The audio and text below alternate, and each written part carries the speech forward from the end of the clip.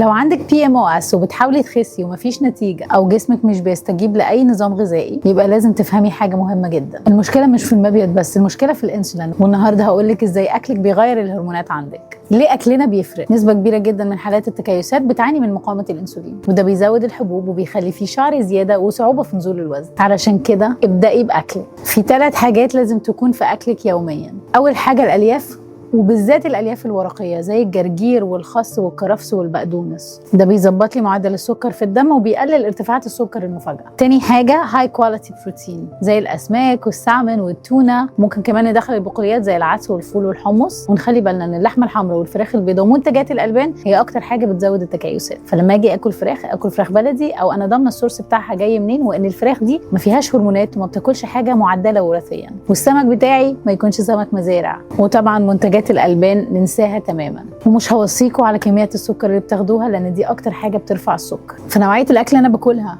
لازم تكون ما بترفعش معدل السكر في الدم علشان يكون سكري على مدار اليوم مظبوط، مش في الطالع والنازل. وفي خلال 3 ل6 شهور هتلاقي انتظام في البيريد، مقاومة الانسولين نزلت، جسمك نزل في الوزن والحبوب راحت. ومهم قوي نفهم ان الاكل لوحده مش كفاية، لازم نتحرك ونلعب رياضة، وبرده مش اي رياضة لأي نوعية جسم علشان في الاخر ناخد النتيجة المظبوطة.